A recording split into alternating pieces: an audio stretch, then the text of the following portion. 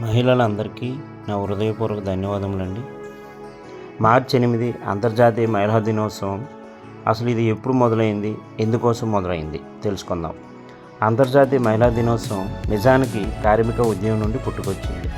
ఆ తర్వాత దీన్ని ఐక్యరాజ్య సమితి గుర్తించి ఏటా నిర్వహిస్తుంది. దీని పుట్టుక బీజాలు 1908లో పడ్డాయి.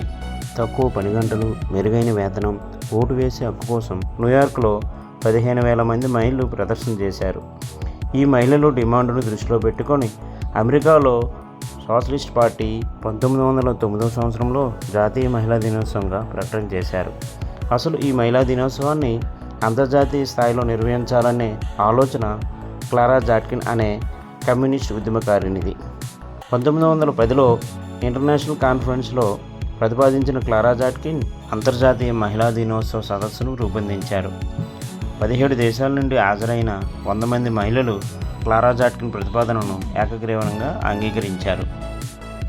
1975 నుంచి అంతర్జాతీయ మహిళా దినోత్సవాన్ని ఐక్యరాజ్య సమితి అధికారికంగా నిర్వహించడం ప్రారంభించింది. అలా పూర్తయి 2011వ సంవత్సరంలో 100 ఇయర్స్ అయిన సందర్భంగా అంతర్జాతీయ శతాబ్ద వేడుక ఎంతో వైభవంగా జరిపించారు. సామాజికంగా, రాజకీయంగా, ఆర్థికంగా మహిళలు ఎంత మేరకు ఎదిగారో, ఇంకా ఏ సవాళ్లు ముందు ఉన్నాయో గుర్తు చేసుకుని వేడుక చేసుకునే రోజుగా అంతర్జాతీయ మహిళా దినోత్సవంగా మారిపోయింది. మహిళలందరికీ మహిళా దినోత్సవ శుభాకాంక్షలు. థ్యాంక్ యూ అండి.